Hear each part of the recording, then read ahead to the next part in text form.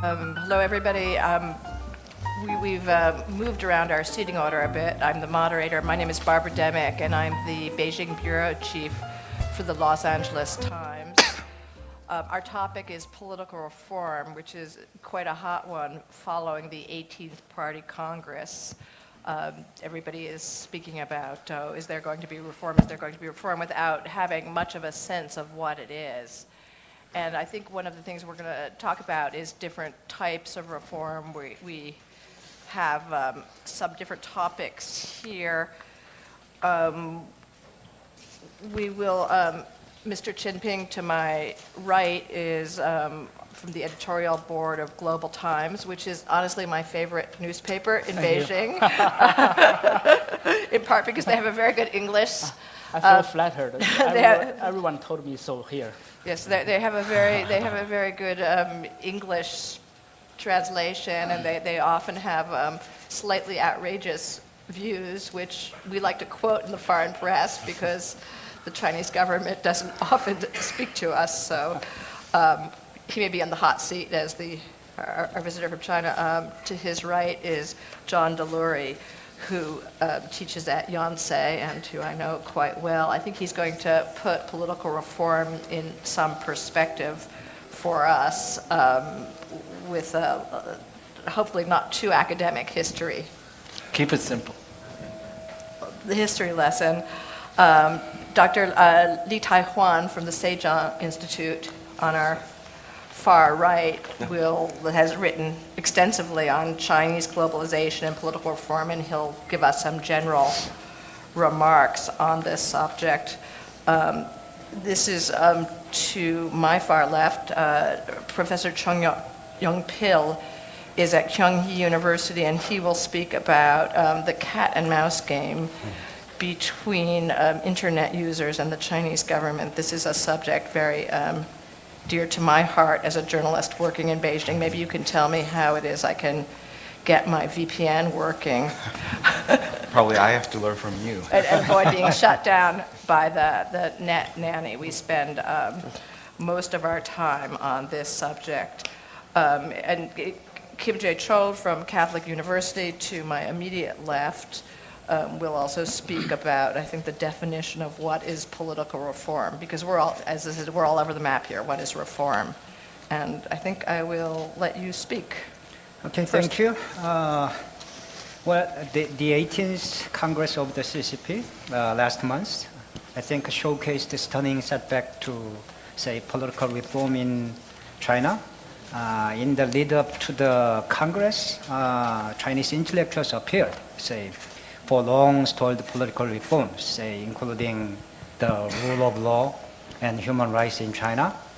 In addition, say, especially in the wake of Bo Xilai's case, Bo Xilai's downfall, even official state media joined in calling for, say, more meaningful political reform. Both the party's top theoretical journal, Cheol, and the party's mouthpiece, People's Daily, made an appeal for much-needed political reform.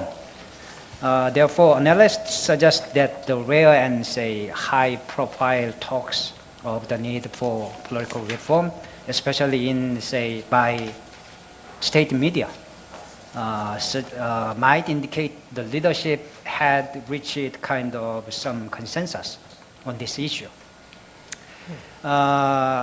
Expectations for China's new leadership bringing about, say, substantive political reform, therefore, were high, just like, say, 10 years ago, when last leadership transition happened, say. But I think as far as political reforms are concerned, the Congress turned out to be kind of, say, much ado about nothing. The new leadership, headed by General Secretary Xi Jinping, is dominated by conservatives, say, whose track records provide no evidence of, say, a strong impulse to change the way China is governed.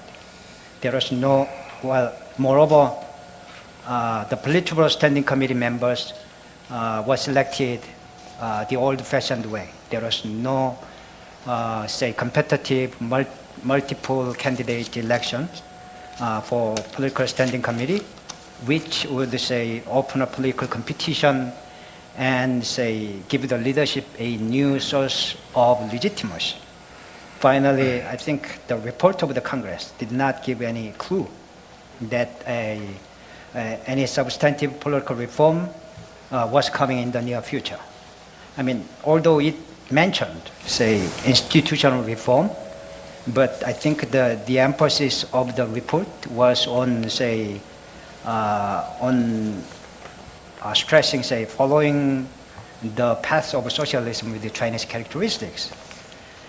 Although Xi Jinping has been trying to present a reformist image, say, by calling for political, say, pragmatism since he took power, I do not think we can expect to see the new leadership, say, pushing for political reform anytime soon. Especially political reform that includes the limitation of government power and the protection of people's rights. Instead, at least for the time being, the new leadership may focus on building a good image as leaders of the people by tackling on, say, some pressing problems, which Xi pointed out in his, say, in his maiden speech. Therefore, I think, to summarize, Xi and new Politburo Standing Committee members may not launch any new initiatives of their own for perhaps 1 or 2 years at least, and therefore a breakthrough change is not likely to take place anytime soon in China. Then finally, I think the remaining question will be whether and when Xi and his colleagues would try to pursue their own initiatives, say, especially say when they can say amass enough resources of power for themselves. That's about it. Okay. I think, John, are you in a position to talk a bit about the history of, or recent history of political reform in China? You had volunteered on this weighty subject. Yeah, I will. Well, now you've given me a couple warnings not to be academic, and you notice Barbara just emphasized the recent history. Yeah. Because otherwise, I will start in the early 1600s. You get dinged in 7 minutes. Yeah, I got you. Yeah, I thought what I could do, because I'm trained in modern Chinese history, so I'm learning as much as everyone else about what we think of Hu and Li Keqiang and the others. What I thought I could contribute is some broader concepts for this close look at the new team and trends in Chinese political world. And I'm not going to start in any particular year, but there's something in the back of my head with a historical antecedent for some of these things. And it's ranging, but mostly picking up from the late 19th century and looking at China over the course of the 20th century. And again, trying to get at Barbara's initial question of, which I think all of us on this panel, we all have when you ask us to talk about political reform. The first question is, what are we referring to in a Chinese context? What do we really mean by political reform? So from a historical perspective, the things that come to mind, one is a very fundamental issue, which is, are we talking about reform of the political system, or are we talking about reforms within the political system? And this is often one of the most basic. This comes up a lot in some two different, sometimes unrelated conversations about political reform that you might hear in the West versus those that you might hear in China, where in the West, say in the United States, not completely, but there's a tendency when you hear political reform in China, you equate that with democracy and democratization of China. And so that's talking about reform of the political system. And I'm not saying that conversation doesn't happen in China, it certainly does, but it's quieter. And it's the first conversation in the United States, I would say, in the West to some extent. In China, the first conversation, when you talk about political reform, which you can and which you do, is of reforms within the political system, not of the system, but within the political system. So I think that's one important thing to flag. And historically, even in recent history, to give one, I think, interesting example of the difference between those two approaches from within China is to look at the 1980s, which was one of the last times when there was a very open and quite robust discussion within China that was starting to get into reform of the political system. And of course, we know that sort of culminated in mass protests of 1989 led by students, but involving many different levels of society. And what struck me about that, some of you may know a book that came out later, a sort of secret memoirs, tape recorded by Zhao Ziyang, who was the premier in the 1980s and one of the key political figures, and was working under Deng Xiaoping, but to some extent had his own ideas, but was to a great extent working with the backing of Deng Xiaoping. But one point that Zhao Ziyang makes in these memoirs is he talks about the difference between his own idea of political reform versus Deng Xiaoping's idea of political reform. And he says Deng meant administrative reform. When Deng talked about political reform, he meant administrative reform. And at that point, a lot of what Deng talked about was separation of the party and the government, for example. That was one of the key pieces on Deng's within the system, but political reform agenda. I think we heard this morning in the plenary session a current example of that kind of very fundamental reform still within the system that is fundamentally administrative, which is, I forget which one of you made it, Jeho, if it was you or Ken, I think it was you, of separation of party and enterprise. And with the resurgence really of state-owned enterprises, that separation is something that would be extremely difficult to tackle, would be serious political reform, but Zhao Ziyang, if he could come back from the grave, would say, yeah, that's the kind of thing Deng meant. That's a category of administrative reform. What Zhao was moving toward, he may have overstated it, but maybe he was getting there, and certainly later he became convinced of it, living in house arrest in Beijing, was modernization and democratization of politics. That's what Zhao thought political reform had to be and should be. And when he died a few years ago, he thought it was inevitable. He thought the trends would eventually pull the system toward that, and even the party toward that. So that's to lay out one of these fundamental concepts that, again, we see in sort of the recent history. Then another question is the means that you use toward that end. So there's a question of, is your end real administrative reform, or is it kind of fundamental political reform? And then the means to get there.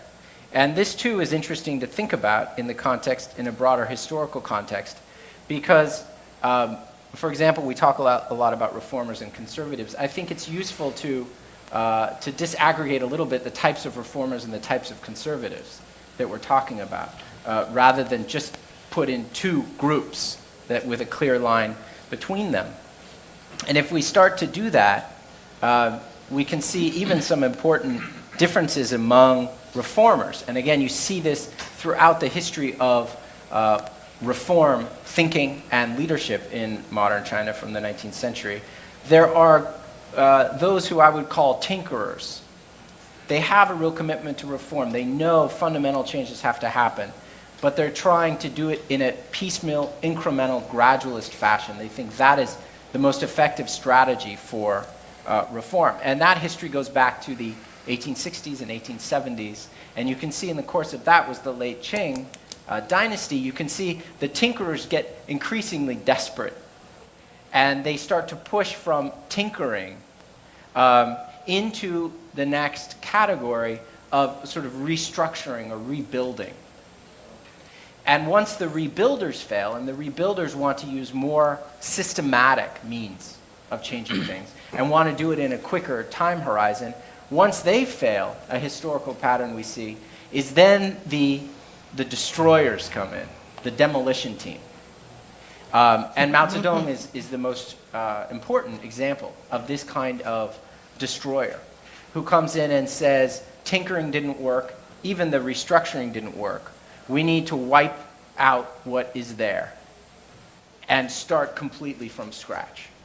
And to some extent, in Mao's mind, that's what he thought his revolution was about and some of his followers thought it was about. So that gives us, I think we can use that context to think about, even among the reformers we see now, whoever they are and high leaders of the standing committee for this term and potentials for the next term, we can think about these different gradations of the kind of reform they're thinking about in terms of the ends of it, and also the pace and appetite for reform in terms of the means. Do I have to stop there, Barbara? Yes. Okay.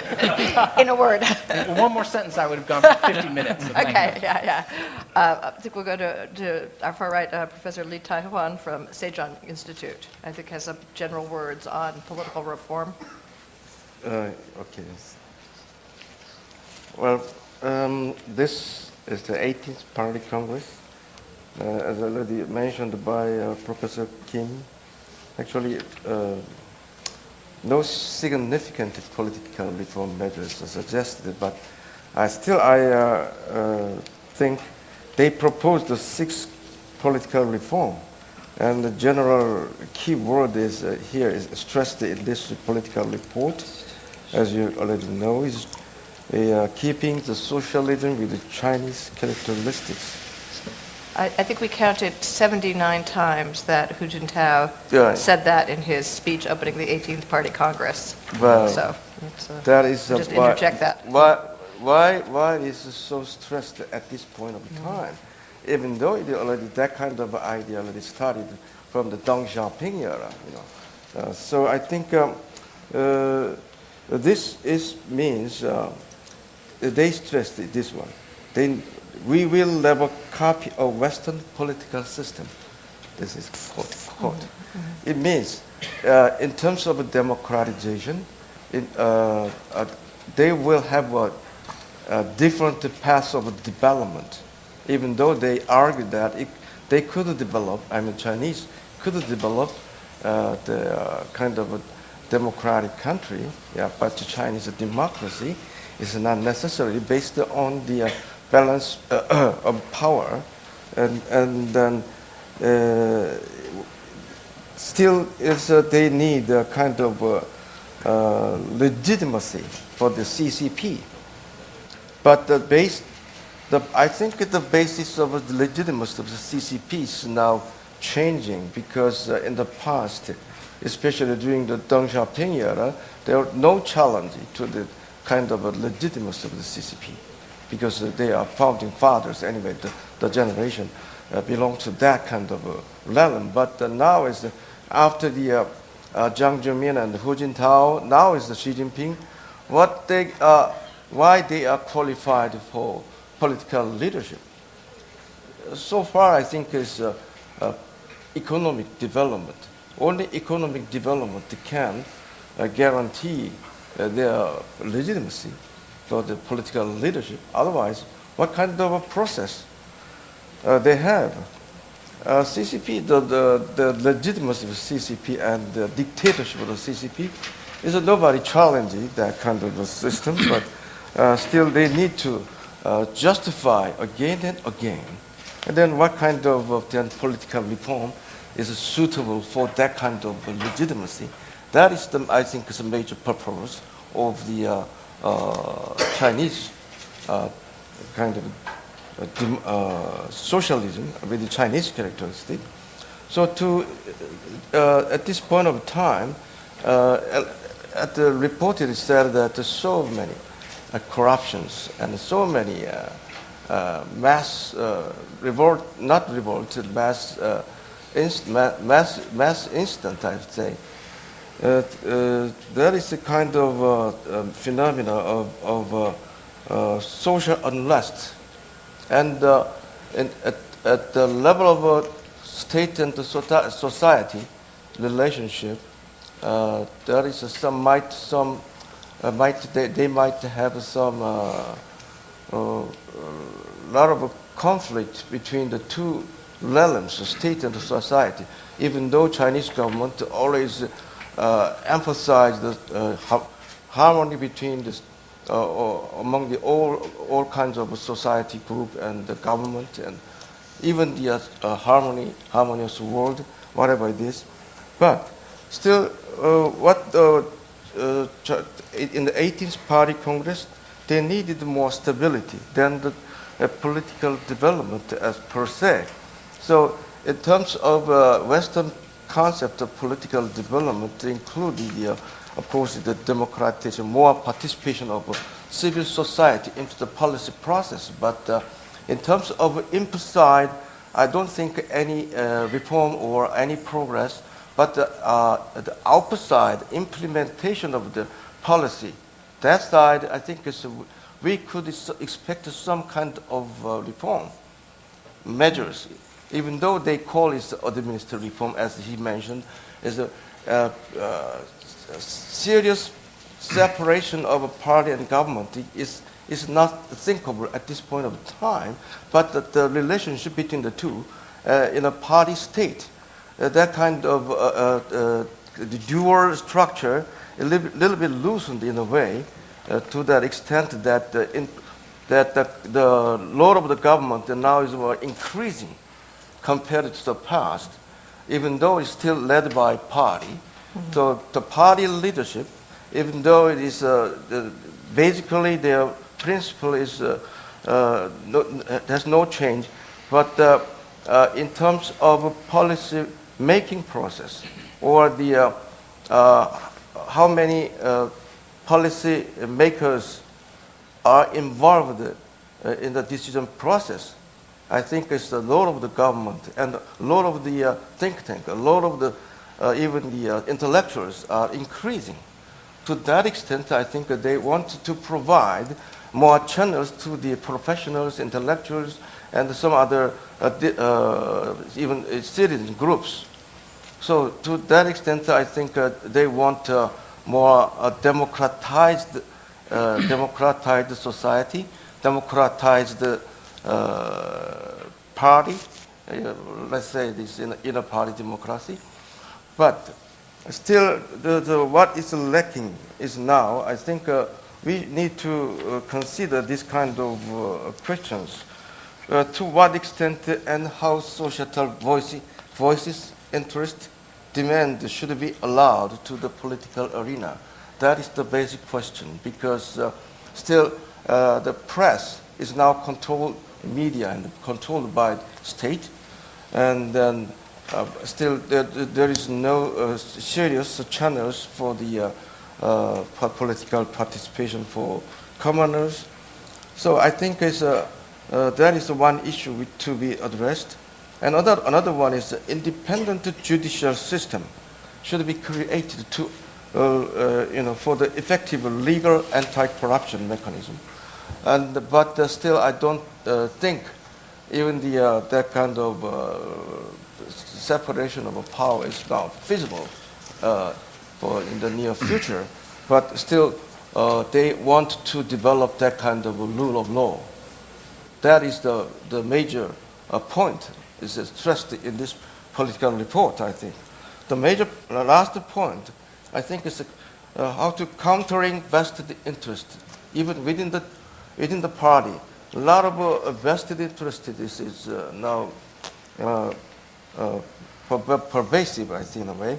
So, as you see in the Boschelai case, there's some kind of political. We could say, as an outsider, it could be a kind of a political struggle, but I don't know exactly what kind of phenomena is this. But still, in the report, they say a lot of corruption of highest authority, highest leadership. It shows that they need to counter the vested interest of the leadership and even the party leadership. That is the major point suggested in this kind of 18th Party Congress. Can I stop here? Thank you. Yeah. It's a very interesting point to be discussing this. I mean, this new government is less than a month old. In fact, it's not really even quite born yet, because we're in a this very prolonged transition period until March, when Xi Jinping becomes president. So, we are seeing, though, some baby steps. And, as I said, I take my cues for Mr. Chen's newspaper, and they've had some very, interesting editorials. If I'm not mistaken, they've basically been pushed very hard on the corruption issue and endorsed the view that even high-ranking officials should disclose their assets. This is, extremely controversial with all these media reports about the great wealth of the leadership, especially the New York Times piece about Wen Jiabao. Global Times, I think, has also, stressed rule of law. Rule of law is a very important concept, and in fact, on Tuesday, Xi Jinping gave a speech for marking the 30th anniversary of the Chinese Constitution, saying we should follow the Constitution, and that's very interesting because there are a lot of rights guaranteed on paper in the Constitution that are not carried out in practice. There's also, in the mainstream, a lot of talk about inter-party democracy. Before the 18th Party Congress, I interviewed some of the people at the Central Party School in Beijing, and this is, mainstream hardcore party members, and they were all intra-party democracy. Now, the meaning there should be more choice of the people who go on to the Central Committee and the Politburo. This did not happen this year. But anyway, I'm very interested to hear from Mr. Chen, because his newspaper, although it has close ties to the party, has taken some very interesting positions on these issues. So, Thank you. Instead of talking about the necessity and the urgency of the political reform in China, I would like to begin with a simple question. What kind of political reform does China need? Well, this question is simple, but I really don't think we have a ready answer. Some argue that China should follow the Western political models in its political reform by observing the separation of three powers, namely legislative, administrative, and judicial powers, and observing multi-party system, observing general election, and so on. However, I should say, personally, I think China is unique. China has its own national situation. So there is no existing model for China to copy in its political reform. Just like there is no existing model for China to copy in its, just like there was no existing economic model for China to copy 30 years ago. Otherwise, people will not have a chance to talk about the China model nowadays. But one thing is for sure, the political reform is not about the end of the ruling of the CPC. There is some misconception about this. While they would like to end the one-party ruling in China. But I think any attempt to end the one-party ruling in China would lead to nowhere. You can just imagine, it's really hard to imagine a party with 80 million members is placed in an opposition position. Who can lead China? So it's not about the end of the one-party ruling in China. I think the focus of the political reform should be the intra-party democracy, as Barbara mentioned just now. The term intra-party democracy is not a new one. It was first used in the 8th CPC National Congress in 1956. I did do some research before I came here, although I'm not trained as a historian. But little has been done to turn it into reality since it was first coined. The term was picked up by the People's Daily, actually. My newspaper, the Global Times, is a subsidiary of the People's Daily. The term was picked up by the People's Daily in 2003, saw its rise in 2007 during the 17th Party Congress, when Hu Jintao used it to promote further reforms. And now I think it is firmly back on the agenda. I need to quote Hu in here. Quote, intra-party democracy is an important guarantee for strengthening the vitality of the party and firming up the party's unity and solidarity. This is what he said in his report in 2007. In another word, CPC has to find a way to prove its legitimacy. Mr. Li talked about legitimacy just now. As a self-regulating body, CPC has to not only regulate itself well, but also demonstrate this self-regulation to those on the outside. You have to convince people that you have the right to rule. Again, another question, what are the main tasks of the political reform?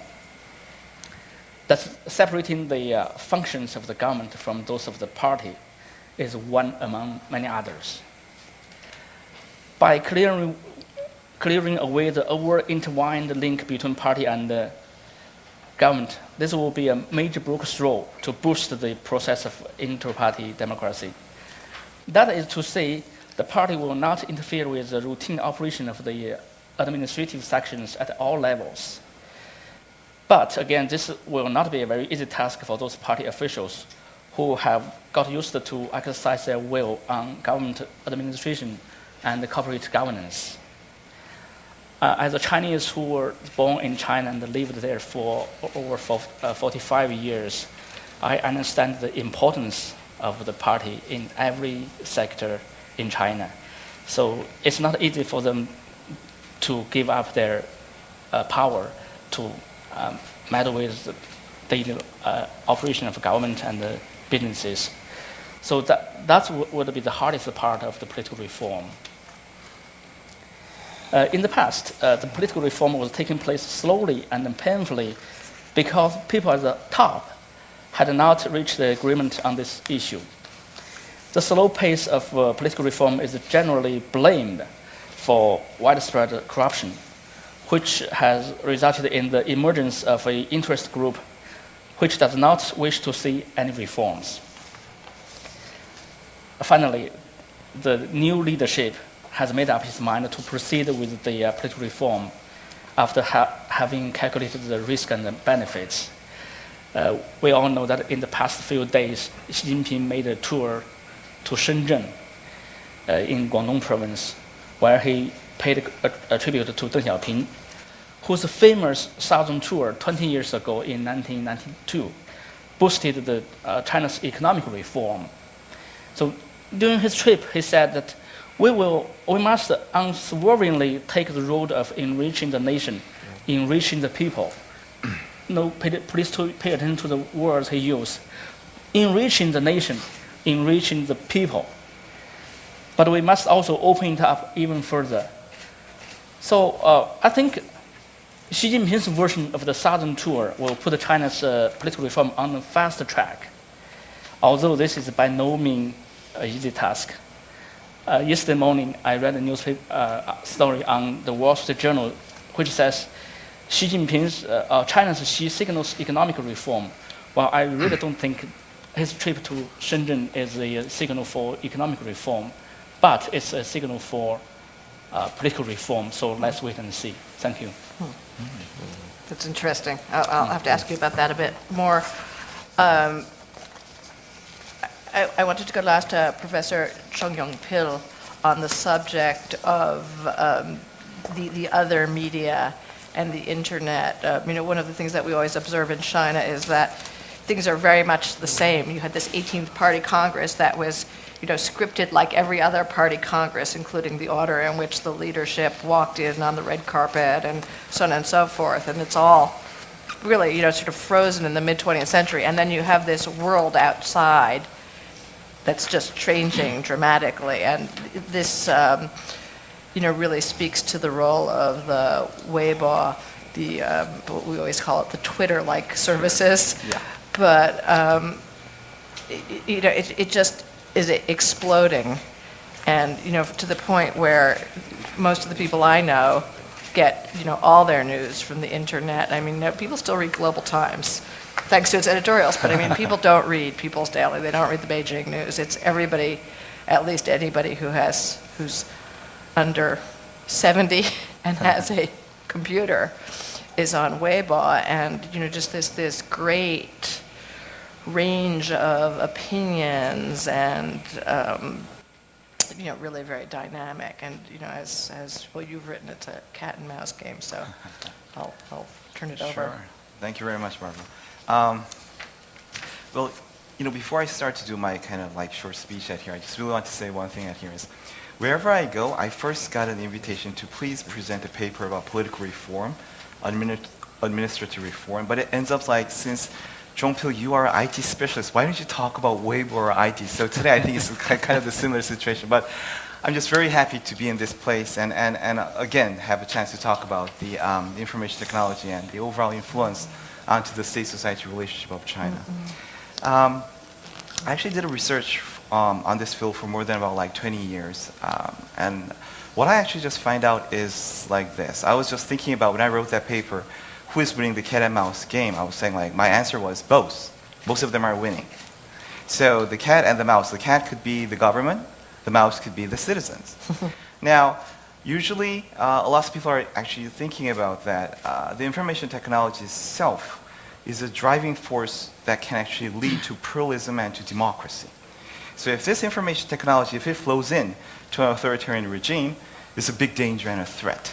That could probably dramatically change the overall political system, or give it could be a very efficient tool to mobilize the people to fight against the government or something like that. But what I actually find out in China during the past 20 years is actually not working in that direction. So information technology is not exactly connected to pluralism, political dynamics, or democracy. So what I was just trying to say here is like, okay, then what kind of influence does it have onto China? I was trying to find out, and I finally found out that so far was that it is empowering the state and also the citizens at the same time. Now let me just give you one kind of examples for this. At 2010 and 2011, probably some of you already know about Hillary Clinton's speech about internet freedom that she delivered. And of course she talked about lots of different kind of points out there, but the major gist of that, the way that I understand, is trying to support the authoritarian regimes, not authoritarian regimes, but the people who are fighting for freedom and democracy out there, supporting those active anti-government kind of like those kind of groups, and let them to get over the censorship which actually the Chinese authoritarian government is providing to them. So the US government is going to support the people by several ways, financially supporting, but on the other hand, it's like trying to provide a kind of a software that you can overcome the overall censorship of the Chinese government. Well, I was looking at this kind of speech, and then I was going back to the overall censorship, the censorship system in China. I just find out that, well, Hillary Clinton was only focusing on the first layer of the overall three-tier, the regulation or the censorship kind of program that actually China is running right now. Usually we say that the Western media is usually saying that if they can break down the Great Firewall means it is the international gateway that actually censors all the information that goes inner to outer to in. It's the major kind of censorship layer out there. We usually call this the Great Firewall. And usually the most of the media or the most of the policymakers that I met say that if we can just break down that, then we can very easily squeeze in to China and trying to spread the overall information which is regulated. Well, let me just say one thing. The regulation system is not that easy and not that simple.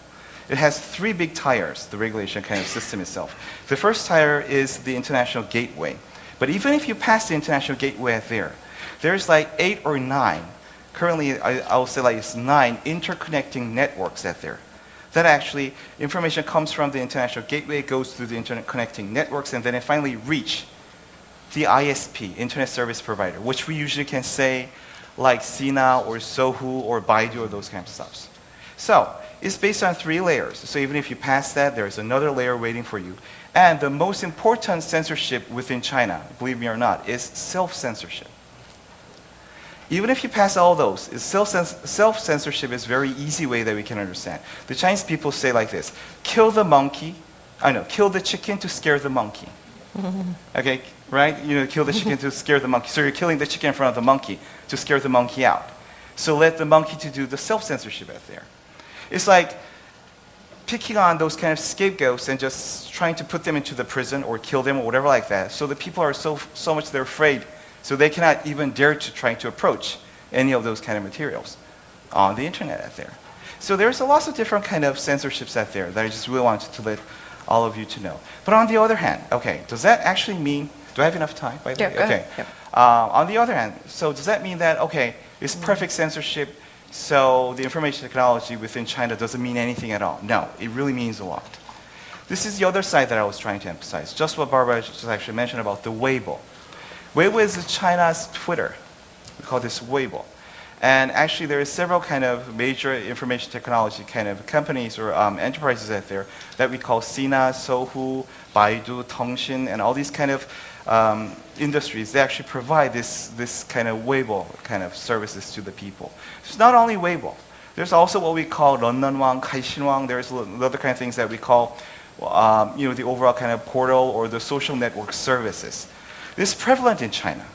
And a lot of people are probably kind of guess like all the contents on these social medias are perfectly regulated. The first thing that I can say, no. There's a very much freedom that the people can contact with their friends, with their parents. They can even criticize the government on there. Trust me. Now, the problem is this. There are certain kind of criteria out there that they shouldn't touch if they want to maintain the freedom on using internet or social media.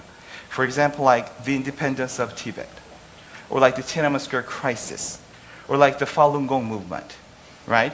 And even more currently, is Liu Xiaobo. Liu Xiaobo is kind of, if you talk about the Charter 08 or something like that, then as soon as they recognize and notify that some of them are using this to kind of to contact or kind of gather those kind of information, there was a shutdown. And the people who actually use it, they're going to go to jail. Okay. As long as you do not touch on those kind of issues, there is a loss of freedom on the online. This is what I'm just trying to say. Now, okay. The other kind of part that I was saying like is a win-win strategy both of these actors are using.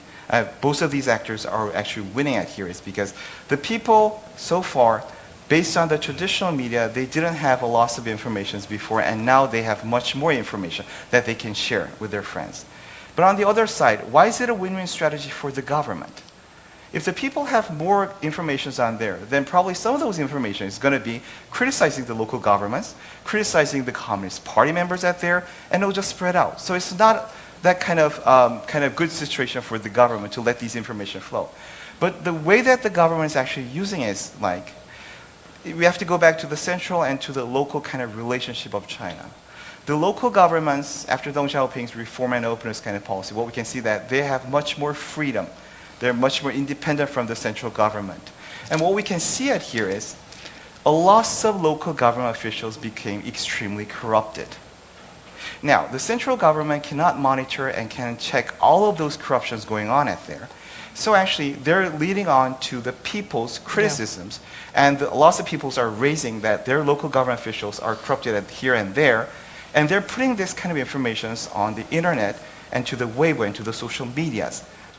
And actually, a lot of people are sharing this information and criticizing and even initiating protests like against those corrupted local government officials. Lots of people may probably think that the central government will probably intervene in the local government to force the local government to suppress the people's protesting at there. No, they're letting the people to go on. Because actually the local governments and actually the people are actually doing the role what actually the central government have to do at here. So if the more and more if they pick up the corrupted government officials, they're going to put them into the jail, and the central government is going to give a more strong kind of punishment to the local governments so they can increase their overall accountability from the peoples out there. So this is one of the major ways that I'm saying that the overall information technology and the social media within China is a win-win strategy. That means it's winning. It's letting the government and also the citizens, both of them win in this game. No. That's it. Thank you. It is very interesting. I was going to mention the same thing. You have sort of the equivalent of something that I think actually started in Korea, the human flesh search engine. I mean, we were talking about this in the, 10 years ago in Korea, and now it's in China, but there are these really kind of online vigilantes, and there was one group that took pictures that were already published on the internet of officials' watches. I've taken off my swatch. $80 at JFK. But you could see you have a watch, but Yeah, I just have one, but it's not. just have one. But they would That's take one. pictures of officials' watches and then blow them up and say, that's a Rolex worth $20,000 and blah blah blah. There were the watch vigilantes. Then there's another group of vigilantes that finds government officials, usually off duty, driving very fancy cars. Like the military has like Lamborghinis, so they can race to the next war.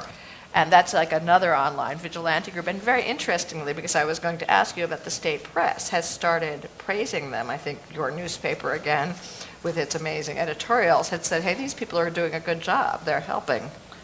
Well, thank you for praising my newspaper all the time. I have more words on that later. So, actually, the Global Times, both Chinese and English editions, is a little bit different from other newspapers. I should clarify in the beginning that there are two types of newspapers. One is run by those party committees at all levels. Mm-hmm. People's Daily is the organ of the CPC Central Committee. Beijing Daily is the organ of the CPC Beijing Committee, and so on and so on. Those newspapers have to follow the line strictly set by the Xunhuanbu, the publicity department at all levels. But the Huanqiu Shibao and any other market-oriented newspapers have to survive by themselves. So they need to have some stories which are different from what people would read from People's Daily, from Beijing Daily, from Chongqing Daily.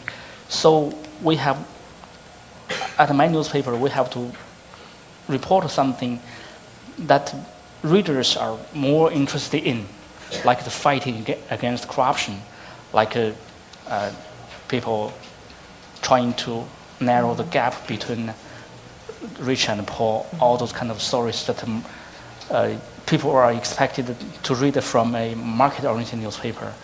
So if I'm allowed to say that, I would like to say our self-censorship is not that strict. The publicity department said, well, the readers is 1 meter. Some of the newspapers and other media organizations would draw the circle with just a half meter, shorter than the allowed one. But we would like try to overdraw it a little bit, But gradually, so the publicity department would get used to what we are doing nowadays. They sometimes even very unhappy with our reports, but they have to endure that. They have to accept that gradually. I think all the Chinese state press do want to get readers and viewers. I mean, that was, you may have heard, unless you were in a coma the last month, that People's Daily website did a story naming Kim Jong-un. The onion thing. Yeah, the Onion thing. Kim Jong-un, the sexiest man alive. Everybody know what I'm talking about. The Onion, American satirical publication, named Kim Jong-un the sexiest man alive, completely facetious. And People's Daily picked it up and I think got more hits than they ever had on their website. We've talked very little about human rights, and I mean, I think one of the things we're looking at for the next government, I mean, what is going to happen? Are they going to let Liu Xiaobo out of prison? I mean, really, it's an international embarrassment. Are they going to let Liu Sha, his wife, out of house arrest? Are they going to address the situation where you have now, I think, close to 100 Tibetans who have immolated themselves in self-protest? I'm interested in what you believe the outlook is for human rights under the new government. volunteers? John? 不太好. I mean, those issues, with Liu Xiaobo, you have to ask yourself. I mean, there was recently a petition, I think, of Nobel laureates, not including Mo Yan, the new Chinese recipient, a letter addressed to Xi Jinping. That's not a very good constituency if you're Liu Xiaobo. I mean, that's not who you want writing letters. So the scale of people speaking out on his behalf would have to get much bigger than it is. And to be really frank, I'm not sure. In my discussions with Chinese, many of them, well-educated college professors, when I'm in China and talk about Liu Xiaobo, it's not that they haven't heard of Liu Xiaobo. It's not that the information has been denied them. They don't feel that they have the mechanisms, the influence, to do anything about it. But frankly, some are not passionate about Liu Xiaobo. It's somewhat, I mean, many people in the room, if you're a self-selecting audience, you're interested in China, maybe many of you have heard of Ai Weiwei, who's an internationally renowned Chinese artist, one of the only names you might know as a non-Chinese of Chinese art. He doesn't resonate in China, in my discussions, the way he resonates outside of China. And so Liu Xiaobo suffers from some of the same thing. If I can make one quick historical insertion before Barbara cuts me off. I'm actually fascinated by this because it gets into the whole issue of the dissident tradition within China, those who speak out in a radical way. They radically confront the regime. They do some level of organizing it. And some of the, historically, some of the key figures in modern Chinese history were very effective in exile. They were very effective outside. And even some of them, when they were imprisoned, became more effective. Chen Duxiu, who founded the Communist Party, and Zhou Enlai, two of the key figures in Chinese communism, they actually became famous through their imprisonment. And it actually, they used it to boost their popularity and give them a kind of political base. And we haven't seen that with Liu Xiaobo, nor have we seen that with the large exile community that went out after June 1989. They've been very ineffective since then. Whereas if you contrast that with a century ago, exiles from China, like Sun Yat-sen, was in exile for 14 years. He ended up being the president of the country. So historically, it actually fascinates me what explains this. It's a bit of a conundrum, or it doesn't really fit a pattern there in China's history. So looking at that, I'm not very optimistic. Until when I travel to China, my Chinese friends, young people, college professors, if they don't start bringing up Liu Xiaobo, I'm not encouraged that there's any hope for him. I think Xi Jinping could do it, but there would have to be a domestic constituency. Well, why don't I just add something more out there? If there was any kind of dissidence kind of protest out there in contemporary China, I have a slightly kind of different kind of view. It's I don't think the overall protest is heading directly toward the regime. It is much more heading toward the corrupted local kind of government officials. So, of course, the government officials cannot go separated by the regime, but still, the overall kind of way and their complaint, if you look at that, is very specific and very much on the focus. That means job or certain kind of, it is somewhat related to their self-interest kind of stuff out there. So what I just want to say is one of the major reasons why Liu Xiaobo is not that kind of popular in China, the way that I understand is because usually the people who are using the social media, we call them 80后 and 90后. That means the guys who are actually born after 1980s or 1990s.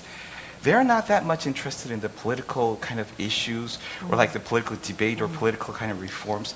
The thing that they're focusing much more on is getting a better job because they have to support their elder family or their elder parents out there.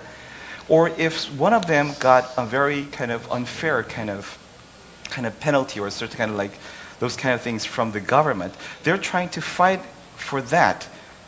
Not exactly for their right, but for their own kind of self-interest. I think is a better way to put it in that way. Yeah, I think protests generally in recent years have been often about land confiscation, what's perceived as unfair development, environmental issues, much more practical matters. And I mean, there is protest, but it's not like abstract pro-democracy. I think we should open up the floor for questions now. I think there are microphones also. We're a smallish room, so maybe we can do without. I think. And could you introduce yourself, please? Troy Stenger, the Council for Relations Fellow of the Asan Institute. We talk a lot about reform in China and legitimacy. It seems we always come back down to economic growth. And in the session before, the discussion or the comment was made that, well, China has to get back to 9% growth. But we all know the only way to get there is to do things that basically aren't in China's own long-run economic interests. Overinvestment, continuing to basically pump the system up through stimulus. But the one thing I haven't really heard anybody talk about is, how does the international side play to this? Because if legitimacy really is based on economic growth, if the party can't find another form of legitimacy in the long run, and if that legitimacy is then pinned on essentially continuing exports abroad, basically, you have to have a foreign policy that essentially allows for that to happen, and one that takes and basically has good relations with the world and doesn't create trade disputes, and that basically makes everybody think you're playing on a fair level. And that basically means you need international democracy because we live in an international democratic system, even if you don't have internal democracy at home. So I guess, how do you sort of, square this circle, if you will? Because basically, the internal reform is dependent on external behavior, but external behavior could be problematic over the years ahead. So I guess sort of, how do you all see these two tying together, and how do you take and sort of max out these contradictions? Because if you don't, and even if you do, basically I feel sort of like we're having a circular argument to where the party can't reform, but it has to keep growing, but its legitimacy is based on economic growth. So it seems like something has to give somewhere. Anybody? I mean, I don't see anybody trying to kick China out of the WTO. No, but I mean, you do have an increasing number of WTO dispute cases, and that's only going to grow over time. So basically, if China is dependent upon economic growth for political legitimacy, it has to take and basically have a basically compliant external environment. So how do you take and basically basically if you're being honest, the Doha round failed because Brazil, India, and others are totally afraid of China and don't want to open up any further. So how do you overcome these problems? I'll say something, although it's not what Troy wants to talk about. But I would just insert that I think it's a misconception that legitimacy is entirely reliant on economic growth. I agree that in the case of a severe economic downturn, all kinds of things are going to happen, socioeconomic things, and it would include political. But I think there's at least one other pillar for the legitimacy of the system, which is that the party, for all the criticisms of it, the party sort of is the nation. And many Chinese people, at some level, can't see it other than that. That's the historical reality. And there's an intense nationalism, patriotism in China, just like there is here in Korea and in the United States, although Americans sort of deny it to themselves. And with that, and where China is in its history, I sometimes think this question of fundamental political reform and how does one-party rule continue and a kind of authoritarianism continue, it's sort of like a version of what Churchill said about democracy, right? It's the least bad system. The party is the least bad system for China, for many Chinese. And it's not just about delivering economic growth, although that's a key part. It's also, there's no organized alternative. And there's no way to, and so the alternative is chaos. And the party is the nation. So it's what there is to defend China, its sovereignty, these kinds of things. And you can see some of this affects your question of economic disputes, because sometimes there will be conflict between the economic growth drive, right, according to which the party and the leadership just say, well, let's suck it up. We don't want to deal with senkakus because we got to have good trade relations, and it'll just stir things up. But they also have to attend to the other pillar of their legitimacy, which is that identity between the party and the system with the nation itself. So they have to defend China and its pride and its sovereignty internationally. So I think missing that, you look at it in too narrow a calculus of GDP growth, equals how long the system goes on. And I mean, that's actually one thing I wanted to get at, because everybody always focuses on this economic side, and so the question is, what other forms of legitimacy are there? But I do think something you said is important, though, sort of this idea that there is no alternative, because if there's one lesson that history teaches us, it's that all things end.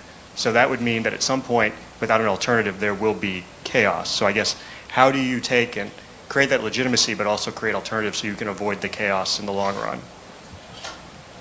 Yeah, when we talk about inter-party democracy, I think at some point maybe everybody will just join the Communist Party, and then you'll have parties within.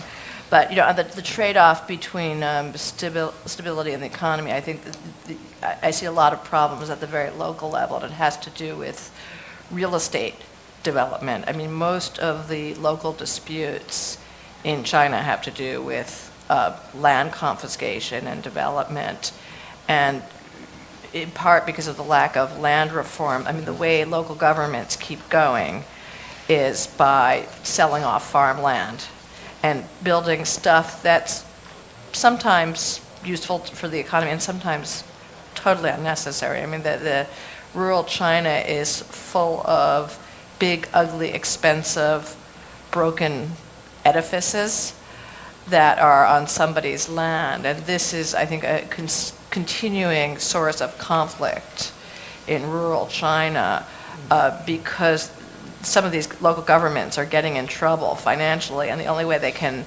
bail themselves out is by confiscating more land and selling it off to developers. It's also a big source of corruption. And, I think there's, a potential for a very messy economic situation. I mean, there already is a real estate bubble in China, but it hasn't crashed the way it has elsewhere because it's not leveraged and the banks are largely state-run. But I can see a real collision coming on development. More questions?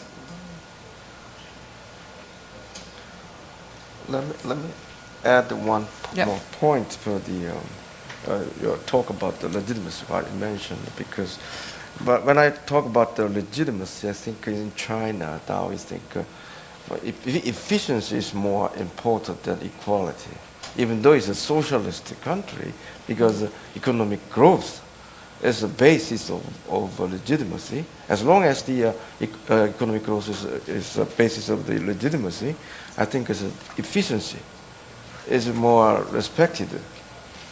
That's more important in a way.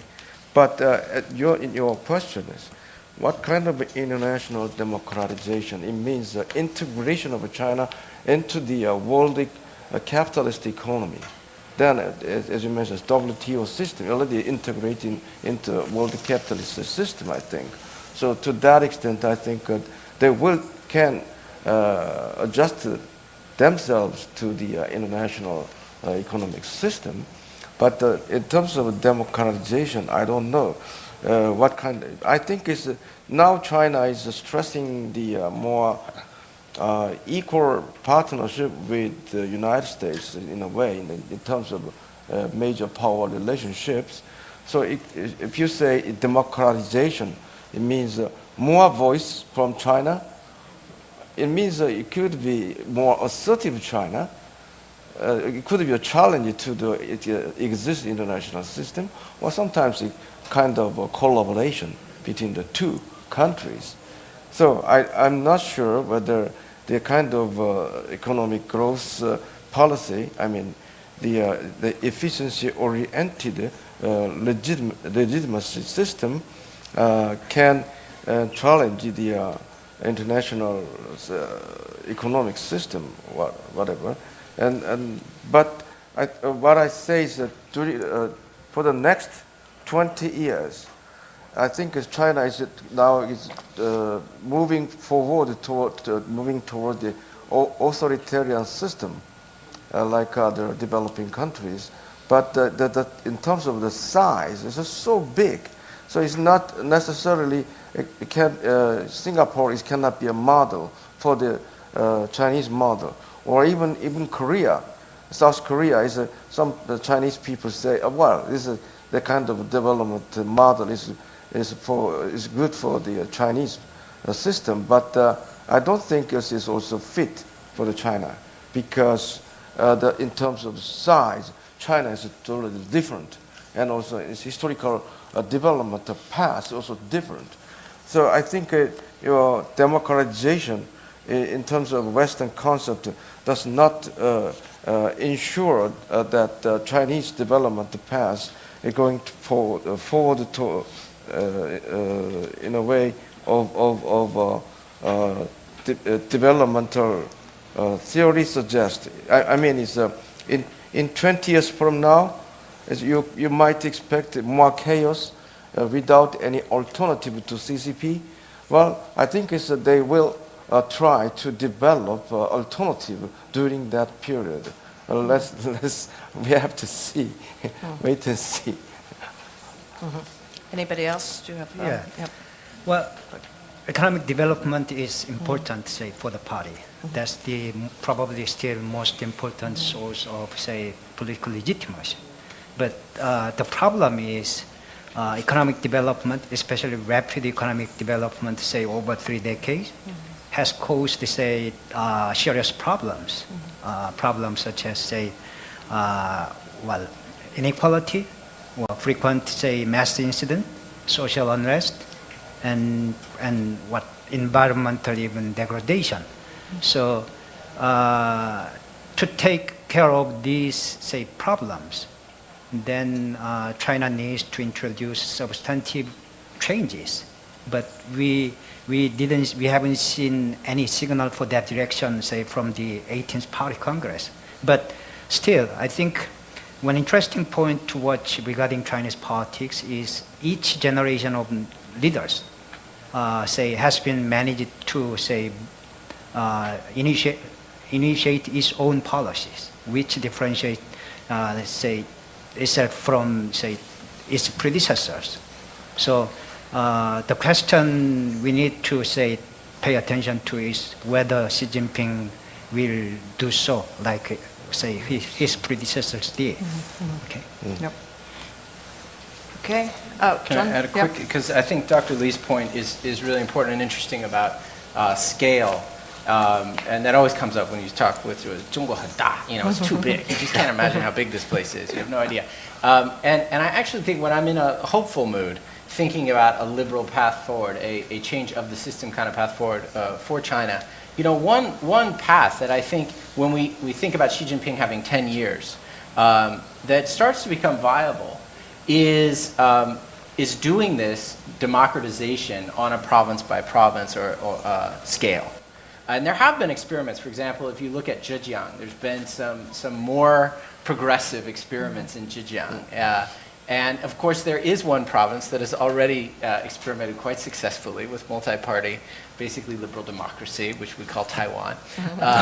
So that there goes the cultural argument that Chinese culture just can't be democratic.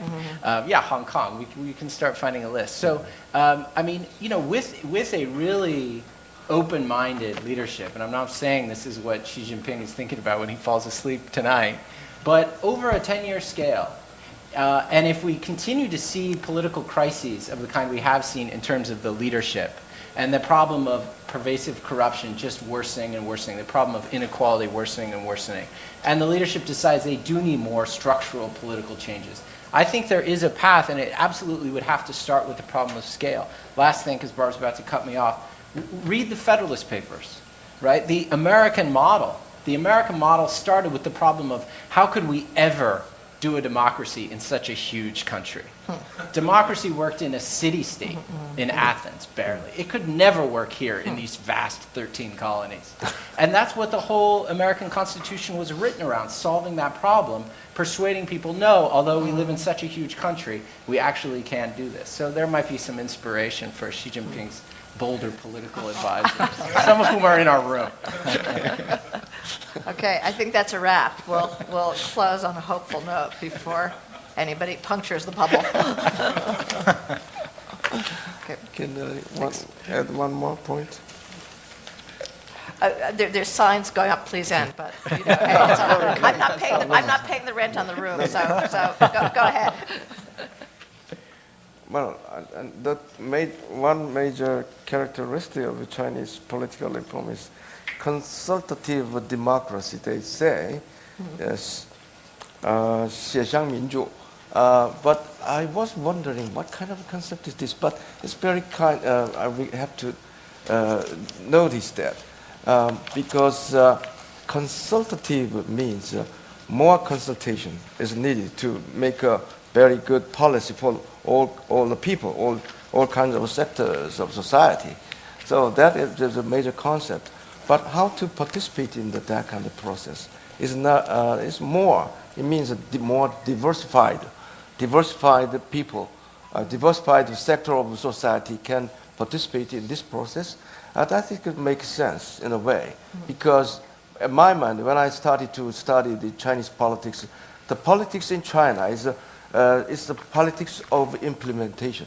It means rather than participating in the policy input side, policy making side, rather than that, many people want to participate in the implementation process. As you see, the mass incident, they can refuse the government policy if they don't want.